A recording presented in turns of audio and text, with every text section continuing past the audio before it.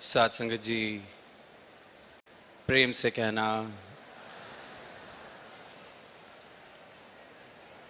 आज 76वें वार्षिक समागम का दूसरा दिन और किस प्रकार ये जो भव्य नज़ारा जिसका हम सब अनुभव कर रहे हैं, कैसे सदगुरु माता जी की कृपा से एक एक संत जो यहाँ चलकर आए हैं, एक एक संत जिनको अवसर मिला अपने भाव प्रकट करने का, एक एक संत जिनको अवसर मिला इस समागम में अनेकों रूप की सेवाओं में योगदान देने का, फिर चाहे वो इस पंडाल के अंदर की सेवाएं हैं या इस विशाल समागम मैदान में किसी भी कोने में किसी भी रूप से वो सेवाएं निभाई जा रही हैं, पर एक एक महापुरुष, एक एक संत जिसने भी किसी भी रूप में सेवा निभाई, या एक एक संत जो यहाँ आके उन सेवाओं को प्रवान कर रहे हैं, सदगुरु का एक एक महापुरुष, एक एक भक्त अपने आप में सकून शब्द की परिभाषा है। सदगुरु के भक्तों का जीवन अपने आप में सुकून पहुंचाने का काम करता है इस संसार में। The life of the devotee, of Sadguru's true devotee, is in itself the personification of the word sukoon, the eternal peace, the peace within that we have been talking about. Life lived as per the Sadguru's directions, commandments, a life that is truly lived with devotion, with utmost devotion, becomes the personification of the very word peace. A peace which is unknown, unheard of by most of this world. A state which the world has started to believe is nothing but a dream which is being sold. A state which is being pursued by many, but hardly being achieved by anyone. And in this pursuit, the state of affairs has become such that people have started to give up on the dream of attaining this eternal peace. They've now called it a far-fetched dream being sold by someone, a magic trick being sold by someone. That is the level of hopelessness. That is the level of skepticism that is pervading throughout the world. इंसान ने इस बात पर ही हार मान ली है कि सुकून जैसा कुछ प्राप्त भी हो सकता है, सुकून जैसा कुछ एग्जिस्ट भी करता है, होता भी है। कोशिशें इस कदर की गई इसे प्राप्त करने की, और जब कहीं नहीं पहुंचे तो ये बात माननी आसान लगती है कि शायद ऐसा कुछ होता ही नहीं, क्योंकि जब ये मान लिया जाता है कि ये प्राप्त किया ही नहीं जा सकता या ये है ही नहीं, तो कोई अधूरापन महसूस होना बंद हो जाता है। ऐसे नहीं लगता कि कुछ प्राप्त करने योग्य था, जो सबसे बहुमूल्य था, जिसको प्राप्त करने के लिए ये मानस तन मिला था, ऐसी किसी प्राप्ति से मैं वंचित रह गया हूं, तो इंसान एक झूठा सुकून अपने आप को दे देता है, ये कह के, ये मान के कि ऐसा कुछ है ही नहीं। और सुकून जिस जिसने भी प्राप्त किया है, उसकी झलक भी किसी ने अगर देखी है, पाई है, किसी क्षण में भी अगर सुकून का अनुभव किया है, तो सारे के सारे इस बात की गवाही देंगे कि सुकून सदगुरु की कृपा से सत्य को पाकर ही प्राप्त हो सकता है। जीवन में अगर सुकून आ सकता है तो जब जीवन में सत्य आ जाए, जब इस परम सत्य का एहसास जीवन में बस जाए, तो ही सुकून आ सकता है। वरना उससे पहले जो कुछ भी है वो मेरी अपनी बनाई हुई, अपनी बनावटें, अपनी परिभाषा, जिस चीज़ से मैं राज़ी हो जाऊं, जिस चीज़ तक मैं अपनी क्षमता समझूं कि इसको मैं प्राप्त कर लिया तो इसी को कह दूं कि यही सब कुछ है। इसी दौड़ में फिर दुनिया चल रही है। बताना बहुत मुश्किल, समझाना बहुत मुश्किल कि सुकून कहाँ किसे जाता है।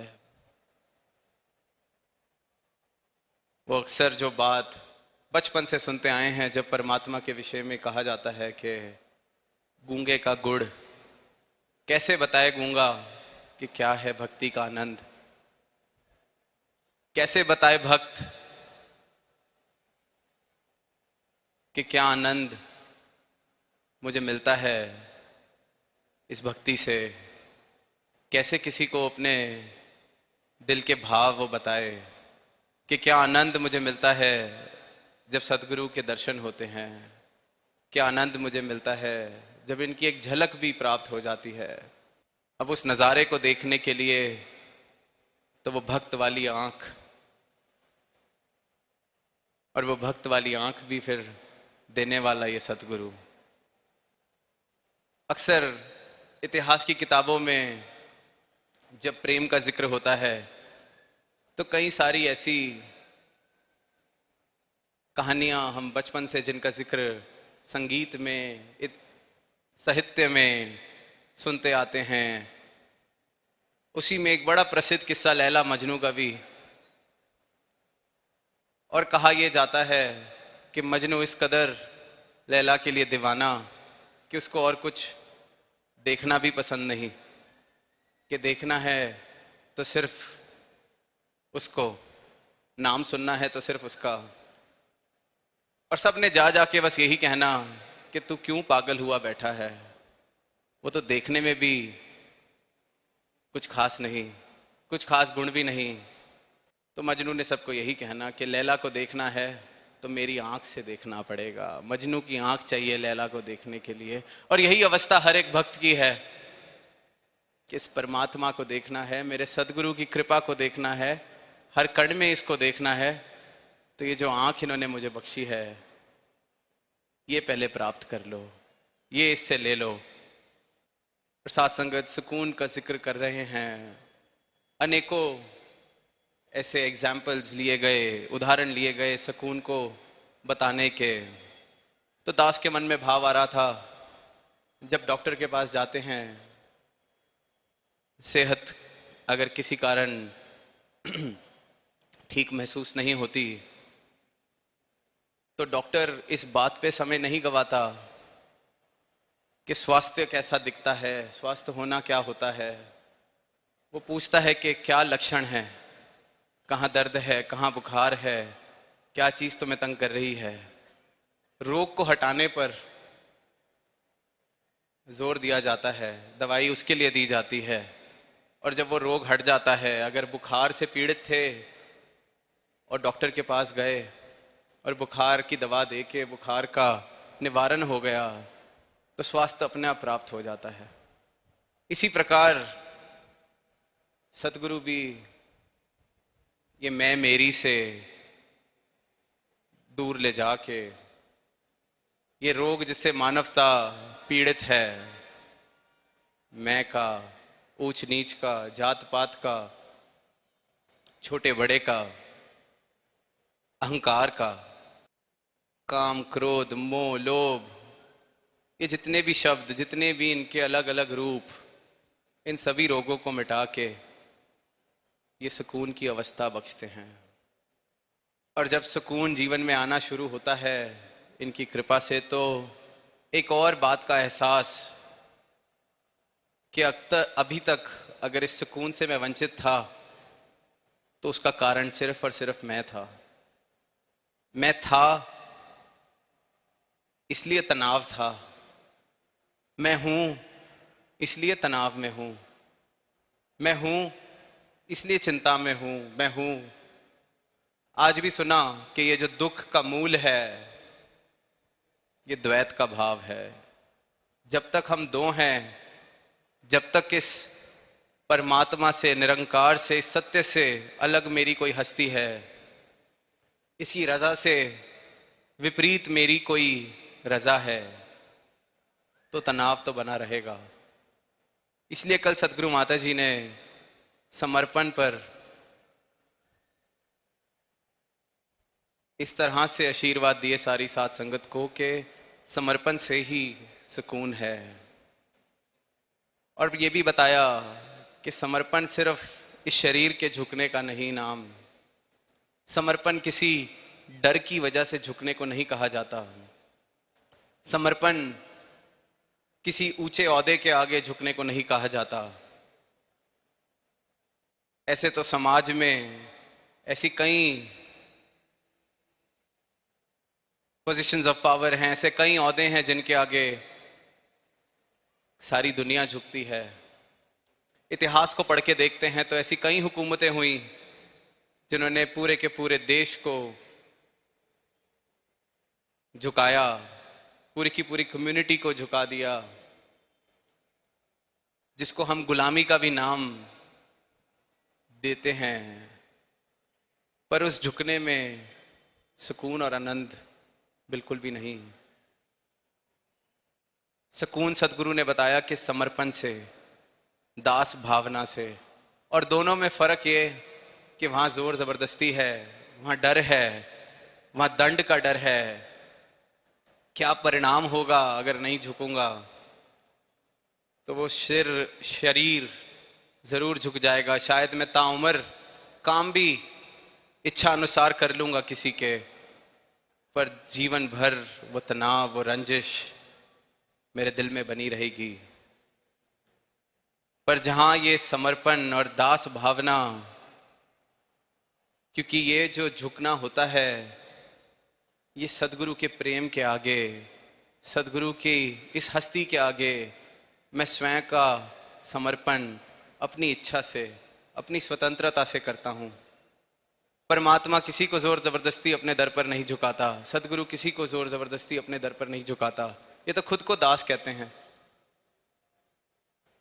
पर इनके दर पर जो झुक जाता है वो उस परम आनंद को प्राप्त करता है, क्योंकि इनके दर पर झुकना मतलब प्रेम से झुकना। दास भावना मतलब प्रेम से आई गई वो दास भावना, जहां मैंने खुशी खुशी इस बात को पहचान लिया कि मैं तो कुछ हूं ही नहीं।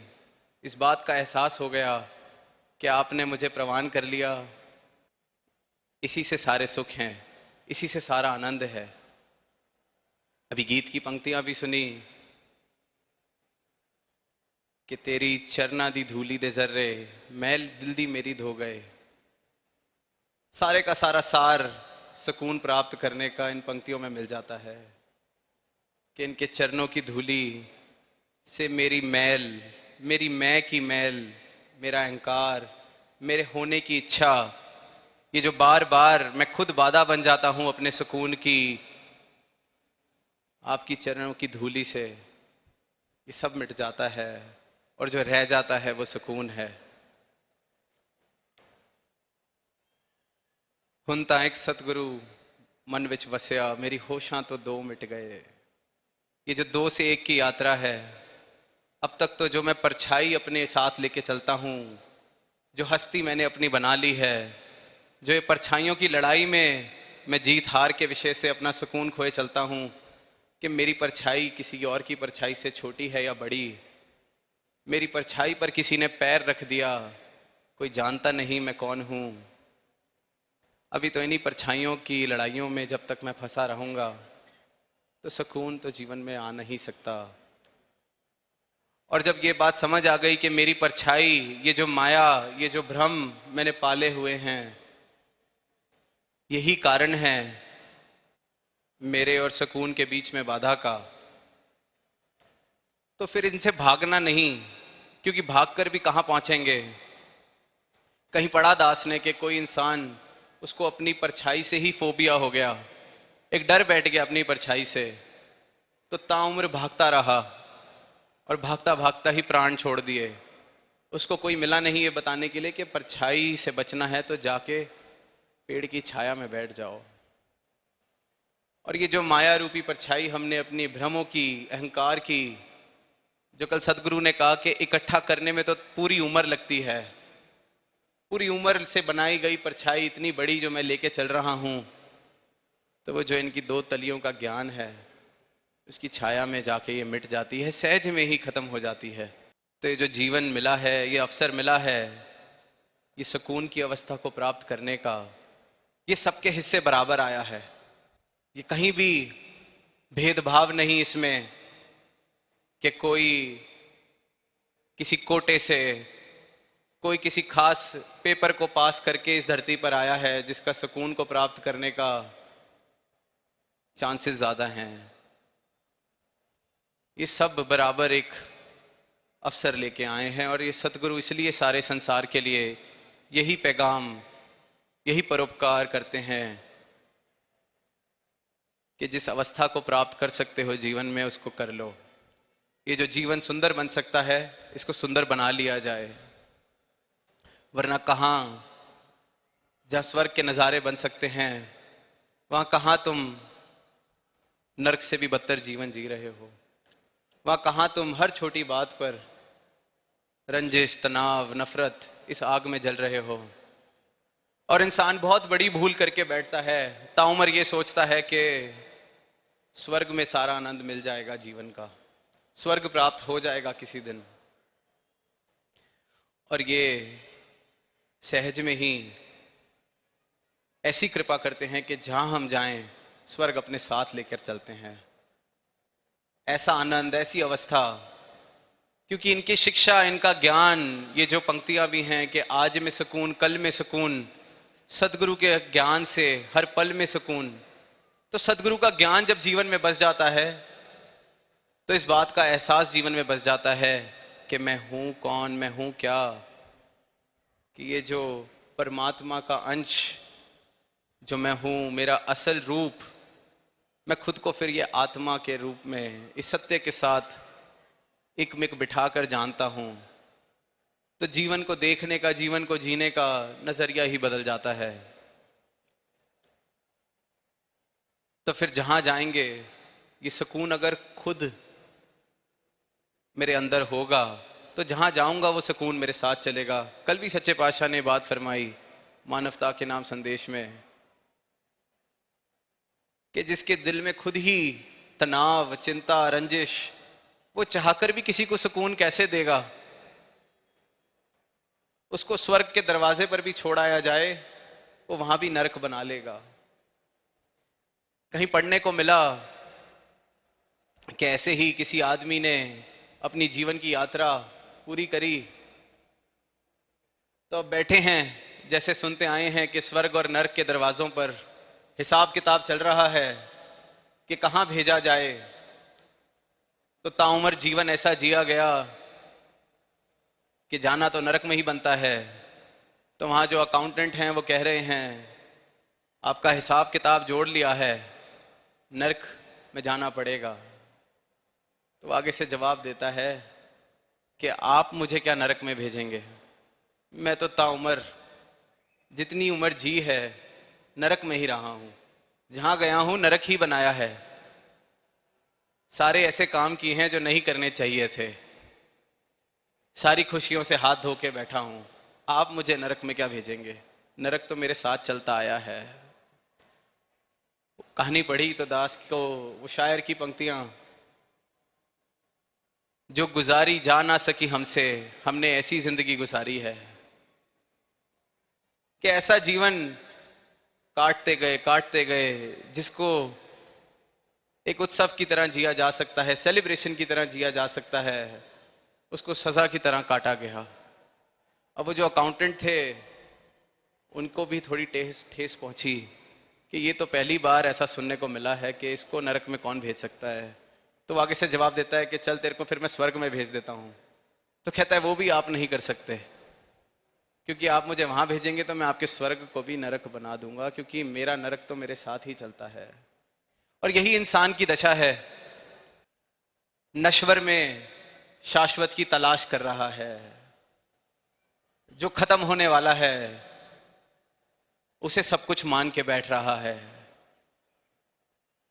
सच और झूठ का उसको फर्क पता नहीं, और पता भी चलता है तो फिर वो ऐसे सोचने लगता है कि जीवन का सार ही क्या है। ये जो सवाल है कि जीवन का सार ही क्या है, बड़े बड़े फिलोसोफर्स, बड़े बड़े दार्शनिकों ने बड़े बड़े उल्लेख कर दिए इस बात को सिद्ध करने के लिए कि इस जीवन का कोई सार नहीं, ये जीवन जीने योग्य नहीं, ये तो बस तुम्हें फेंक दिया गया है इस धरती पर, अब काट लो जैसे उम्र काटनी है। और जीवन का एकमात्र सार, जीवन को सार जिस चीज से मिलता है वो है प्रेम। और वो प्रेम कोई सौदीबाजी वाला प्रेम नहीं, वो प्रेम नहीं जिसे दुनिया प्रेम समझती है। वो प्रेम जो सदगुरु कह रहे हैं कि हम बन सकते हैं, कर नहीं सकते, बन सकते हैं। ये हमारा स्वभाव है। इस परमात्मा को प्राप्त करके, हर एक कण कण में इस परमात्मा के दर्शन करके, जो प्रेम, जिस तरह से परमात्मा ने तुम्हें प्रेम की छवि बनाकर भेजा है, अपनी उस अवस्था को प्राप्त करके खुद प्रेम बन सकते हो। और जब वो प्रेम जीवन में आता है तो जीवन में सिर्फ और सिर्फ सार ही दिखता है। फिर ऐसा नहीं लगता कि जीवन असार है, कि करे क्या जी के। प्रेम ही एकमात्र सार है इस जीवन का। तभी बार बार जिन प्रेम कियो तिन्हीं प्रभ पायो, क्योंकि प्रेम और परमात्मा जीवन में इकट्ठे ही आते हैं। क्योंकि परमात्मा के जीवन में आने के अलायदा जिसे हम प्रेम कहते हैं, वो तो कंडीशनिंग है। वो तो समाज से जो हमने उठते पड़ते सीखा कि प्रेम किसे कहा जाता है, वो तो उसको कहा जाता है। पर असली में प्रेम क्या है, ये सदगुरु का ब्रह्म ज्ञान, सदगुरु की भक्ति से मुझे मिलता है। मेरे जीवन में एक ऐसी अवस्था आने लगती है कि हर पत्ते विच सूरत तेरी, हर जर्रे ते तेरा नाम, कि जहां देखता हूं आप ही की कृपा, आप ही का प्रेम, आप ही की अनुकंपा। और ऐसा जीवन हर एक इंसान प्राप्त कर सकता है। हर एक इंसान हकदार है सत्य के साथ जीवन जीने का। और जहां ये जीवन जीते हैं इस यात्रा में, तो परिस्थितियां हर तरीके की आती हैं, प्रतिकूल अनुकूल हर तरीके की परिस्थितियों ने आना ही है। कई बार दिल इस तरह भी हो जाता है कि ये परिस्थिति आ गई है तो ये काटनी मुश्किल हो जाएगी। और कई बार कुछ अनुकूल होता है तो लगता है कि इतना सुंदर समा आया और आकर चला भी गया, पता नहीं चला। अब जीवन के इस खेल में किस घड़ी में सुकून मिले। तो किसी शायर ने भी वक्त के ही लिए कुछ इस तरह की बात लिखी कि वक्त का मिजाज कुछ इस तरह है कि मैं मुंतजिर हूं तो ये बढ़ता नहीं, तुम रूबरू हो तो ये थमता नहीं। कि जब तक तो मैं इंतजार में हूं ये वक्त बढ़ता ही नहीं, ऐसे लग रहा है कि थम गया है। एक एक घंटा, एक एक पल सदियों जैसा लगने लगता है। और तुम रूबरू हो तो दिन का दिन कहाँ चला जाता है ये पता ही नहीं चलता। तो ऐसे में सुकून प्राप्त हो तो कैसे हो। अब वो शायर ने तो अपने प्रीतम के लिए, अपने बिलवट के लिए लिखा, पर जीवन के अंदर किसी भी परिस्थिति के अंदर जब हम होते हैं जो अनुकूल लगती है, तो ऐसा लगता है समा पता नहीं कहाँ चला गया। अभी तो शुरू हुआ था सिलसिला, और जहां कुछ इस प्रकार जो चाहत से विपरीत, तो वहां हालत ऐसी कि ये समा कटेगा कैसे। अब ऐसी परिस्थितियां तो आनी है, ये लाजमी है, जीवन मिला है तो इस प्रकार की परिस्थितियों ने आना है। पर ऐसे हाल में भी सुकून सदगुरु की कृपा से मिलता है, क्योंकि भक्त को, ब्रह्म ज्ञानी को ये पता है कि जब मुंतजिर था तब भी ये परमात्मा तो मेरे साथ है, ये सत्य तो मेरे साथ है, और जब चाहत के अनुसार सब मेरे हिसाब से है तब भी ये परमात्मा मेरे साथ है। तो जो ध्यान है, जो फोकस है, वो स्थिर पर, ये एहसास हो जाता है कि मेरी गहराई, मेरा अस्तित्व इस समुद्र जितना विशाल है। थोड़ी बहुत लहरें उठ भी गई तो वापस शामिल तो इसने समुद्र में ही हो जाना है। इस बात का एहसास, ये अवेयरनेस कि मैं हूं क्या, मुझे हर पल में सुकून बख्शती है। इसलिए बार बार कि सतगुरु के ज्ञान से हर पल में सुकून। और साथ संगत, ये जो मैं का खेल है, अहंकार का हमारे खेल है, ये किस प्रकार इतने सूक्ष्म तरीके से हमारे सुकून में बाधा बनता है, कई बार हमें ही नहीं इस बात का एहसास हो रहा होता। कोई थोड़ी सी प्रशंसा कर दे तो हम इतने उछलते हैं, इतने खुश होते हैं, और फिर आदी होने लगते हैं इसी प्रशंसा के। लगता है कि ये प्रशंसा तो मिलती रहनी चाहिए, और ये चाहत सिर्फ और सिर्फ अहंकार की है कि प्रशंसा जो मिली थी वो मिलती जाए। और हमें गौर से देखेंगे तो बाद में समझ आएगा कि उस प्रशंसा का वैसे तो कोई मूल्य है नहीं, पर ठीक है, दिल को अच्छा लगता है, मन को अच्छा लगता है, अहंकार खुश होता है। पर वहां भी सहजता को बनाए कैसे रखना है, इस एहसास में कि मैं तो करता हूं नहीं। आज बार बार हमने सुना कि सदगुरु के चरणों में जो आ जाता है उसके सारे पाप कट जाते हैं, उसके सारे कर्म कट जाते हैं, क्योंकि सदगुरु अपना ब्रह्म ज्ञान जब बख्शते हैं तो मुझे ये बता देते हैं कि तू करता नहीं है। तो अगर अब आगे का जीवन कर्ता मान के जिया जाएगा फिर तो इस ब्रह्म ज्ञान का कोई फायदा नहीं, और इस बात का एहसास घट जाएगा कि मैं हूं क्या। तो फिर अच्छा बुरा कोई कर्म, सही गलत कोई कर्म, मेरे सही गलत की परिभाषा भी फिर मेरी अपनी नहीं, फिर जो सतगुरु ने कह दिया। अक्सर हम कहते हैं दिन को दिन, रात को रात, रात को दिन, सतगुरु जो कह दे हम उसको मान लें। पर वहीं हमारी कंडीशनिंग फिर बीच में आने लगती है, जो मैं पल पल बड़ा होते होते सीखता आया कि क्या सही क्या गलत। अगर कभी कुछ उसके विपरीत मुझे कह दिया जाए तो वहां फिर समर्पण मैं नहीं कर पाता। वहां मेरा अहंकार या मेरी जो हस्ती जिसको मैंने इकट्ठा किया है इतने सालों से, वो बीच में आकर खड़ी हो जाती है कि बात तालमेल नहीं खा रही।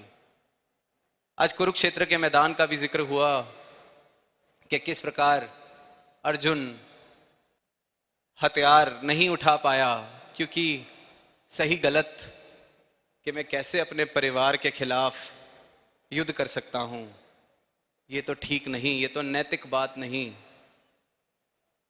फिर जब विराट स्वरूप दिखाया गया, कर्ता भाव को हटा दिया गया, फिर ये बात समझ आई कि जो तुध भावे सोई भलीकार, जो आप कह दें वही सही, मेरी रजा की गुंजाइश ही ना बचे, जो आपकी रजा वही सही। तो सुकून जीवन में आना अनिवार्य है, आएगा ही आएगा, क्योंकि तनाव का कारण ही सिर्फ और सिर्फ मैं हूं।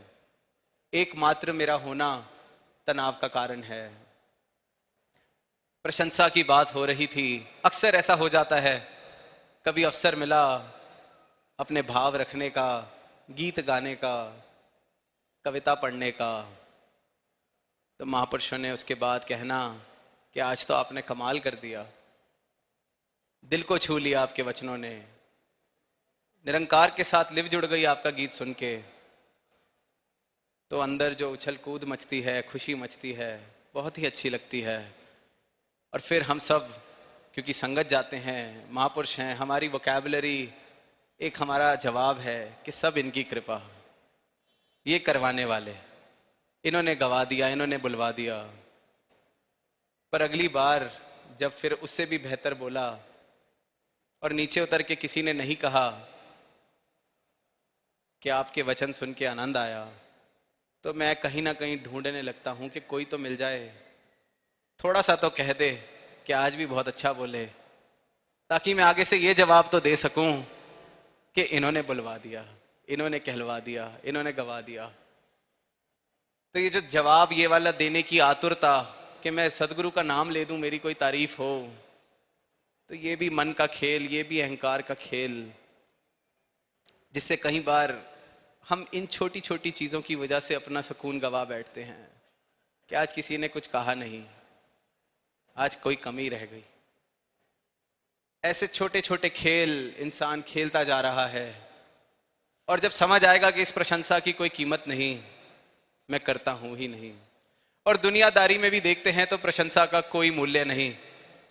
एक महान चित्रकार के बारे में दास पढ़ रहा था, तो उसने किसी विदेश में एक बड़े शहर में अपने सारे चित्रों का एक एग्जिबिट लगाया, प्रदर्शनी लगाई, और एक चित्र के आगे बहुत भीड़, एक पेंटिंग के आगे बहुत भीड़, बहुत तारीफ चल रही थी एक पेंटिंग की। और जब वो पेंटर, वो चित्रकार खुद अंदर आया, उसने देखा कि एक पेंटिंग के आगे सबसे ज्यादा लोग खड़े हैं, सबसे ज्यादा तारीफ सुनने में आ रहा है कि उस पेंटिंग की हो रही है। तो जब वो पेंटिंग के पास पहुंचा तो उसने सबको देखा, सबकी तारीफें सुनी, और फिर पेंटिंग को देखा, तो कुछ कहा नहीं, बस वो पेंटिंग गलती से उल्टी लगी हुई थी, उल्टी टंगी हुई थी, उसको सीधा कर दिया। तो वो तो ये भी नहीं समझ पा रहे थे कि हम तारीफ किसकी कर रहे हैं, चीज है क्या जो हमारे सामने है। और इंसान इसी तारीफ के लिए अपना सुकून खोए बैठे जा रहा है, इसी प्रशंसा के लिए, इसी मान सम्मान के लिए। मान सम्मान दुनिया का कि कितने हार मेरे गले में डाले गए जब मैं कहीं गया, कितने फूल मुझे पकड़ाए गए, कितने लोग मेरे स्वागत में खड़े थे। ऐसे ही किसी रैली से वापस आकर एक लीडर ने अपने करीबी दोस्त को बड़ी नाराजगी जाहिर की कि आज मजा नहीं आया रैली में जाकर। वो कहते क्यों? कहते आज बहुत कम हार डाले गए। कहते नहीं नहीं, 10-12 हार आपके गले में डाले, मैंने खुद देखा है। कहता है 20 आदमियों को तो हार खरीद के मैंने दिए थे गले में डालने के लिए, उसमें से भी 10-12 ने ही गले में हार डाले, तो मजा नहीं आया।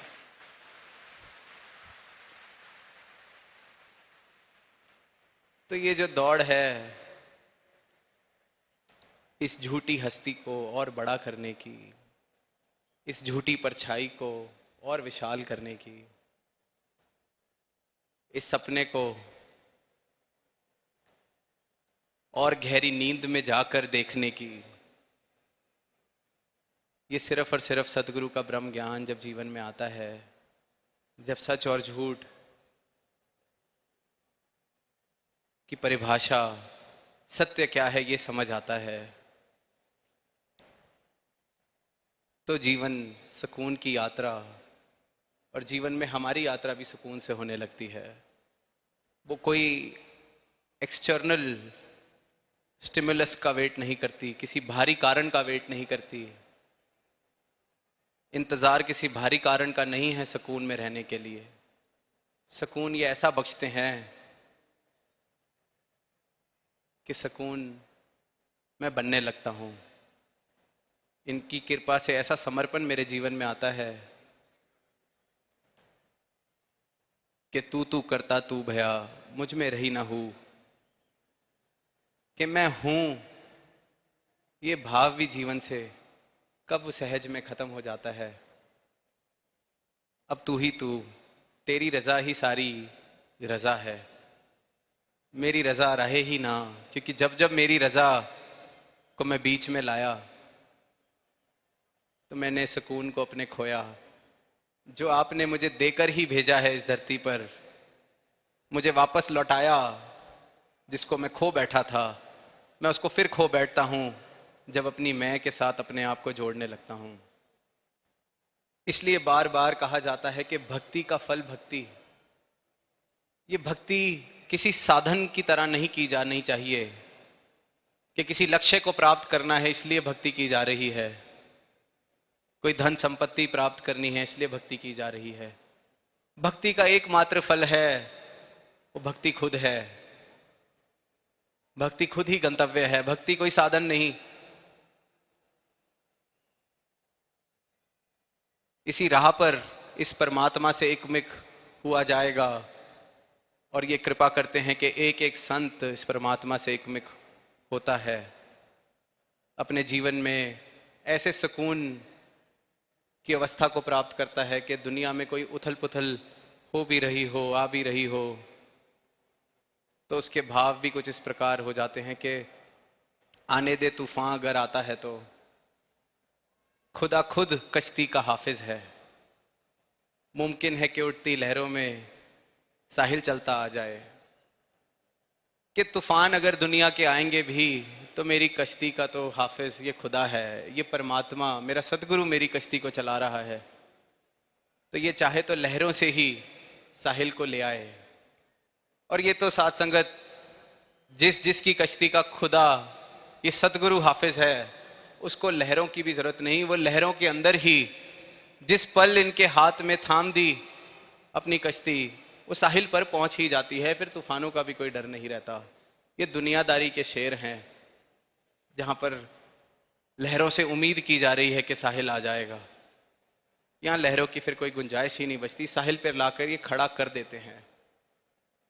ऐसी अवस्था सबको बख्शते हैं।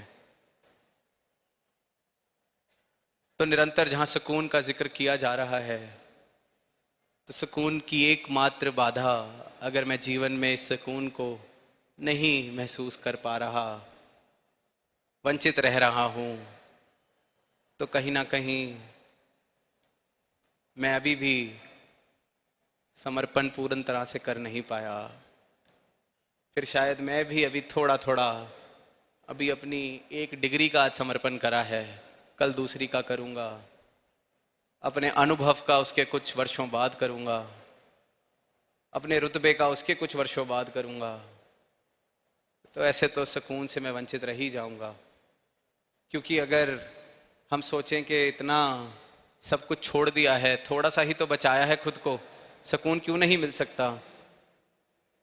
तो साथ संगत, किसी भी बर्तन में कुछ भी, चाहे दूध कह लें, पानी कह लें, किसी से भी वो भरा हो, उसमें एक बूंद भी जहर की डल जाए तो वो सारे का सारा जहर ही कहलाएगा। ये नहीं कहा जा सकता कि 10 लीटर दूध में एक बूंद जहर डाली है, पिया जा सकता है। सब कहेंगे कि जहर है, इसको ना पिया जाए। तो अपनी एक बूंद को भी बचा लिया तो सुकून से वंचित हम रह जाएंगे, क्योंकि मैं फिर अपने सुकून की बाधा खुद बनकर खड़ा रहूंगा। जो जीवन इस परम अवस्था को प्राप्त करने के लिए मिला है, और सदगुरु तो ऐसी कृपा करते हैं कि मेरे प्रयासों में, चाहे मैं जितनी बार हार जाऊं, प्रयास करूं भी कि ना करूं, इनके दर पर सर झुका देता हूं तो बाकी ख्याल ये खुद ही रख लेते हैं।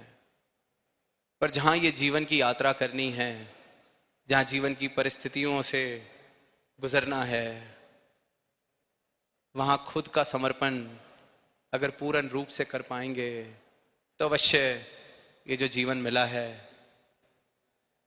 ये सुकून से बिता पाएंगे। अवश्य अपना नाता फिर इस शाश्वत से, अविनाशी से, इस निरंकार से जोड़कर फिर किसी उथल पुथल से ऐसा हाल नहीं हो जाएगा कि जीवन जीने लायक ही ना लगे।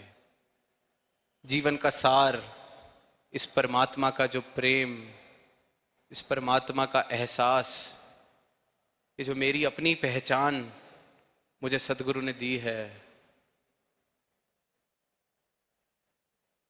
मेरा अपना स्वभाव, मैं फिर खुद प्रेम बनता चला जाऊंगा और ज्यादा कोई मेहनत करने की जरूरत नहीं।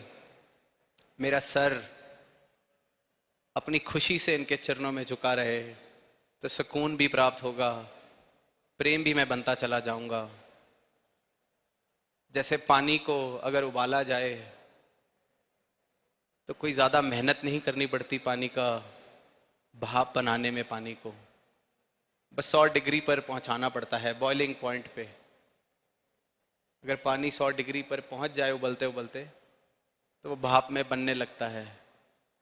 वहीं जहां मेरा समर्पण पूर्ण रूप से इनके चरणों में हो जाता है, मेरी मैं इनके चरणों में मिटने लगती है, मेरी दिल की मैल इनके चरणों की धूली से साफ होने लगती है, तो मैं भी अपने आप सुकून होता चला जाता हूँ, प्रेम होता चला जाता हूँ। तो अंत में दास सदगुरु माता जी के चरणों में यही अरदास करेगा कि जो समागम आप जी की कृपा से इतना सुंदर रूप ये जो बना है, देश विदेश से महापुरुष चलकर आए हैं, संत चलकर आए हैं, जिज्ञासु चलकर आए हैं, आप जी ऐसी अनुकंपा करना, ऐसी कृपा करना, ऐसी मेहर करना कि सारा संसार ही इस सुकून को प्राप्त कर सके। एक एक संत आपका ऐसा जीवन जिए कि जब सुकून शब्द का जिक्र हो तो उनको जानने वाला उनका नाम ले। कोई बोले कि सुकून की परिभाषा क्या है, तो आप जी के संतों का नाम गिनवाए अपने मित्रगण में, अपने सोशल सर्कल में। और साथ संगत जीवन को सुकून से जीने के लिए और खुद प्रेम और सुकून बनने के लिए हम सिर्फ अपनी मैं को झुकाते चले जाएं। सतगुरु मैनू चरनी लाया, भरम भुलेखा सब गवाया, चिंता दिल दी हो गई दूर, जिधर वेखा नूरो नूर। जब चिंता दूर हो जाएगी तो जो रह जाएगा वो सुकून ही है, और वो इनके चरणों से ही मिलना है। तो अंत में दातार से, सतगुरु से फिर यही अरदास कि सबको सुकून बख्शना, सबके जीवन में खुशहाली बख्शना और सबकी तोड़ आपके चरणों में अंत श्वासों तक निभा देना। प्रेम से कहना, दान रख।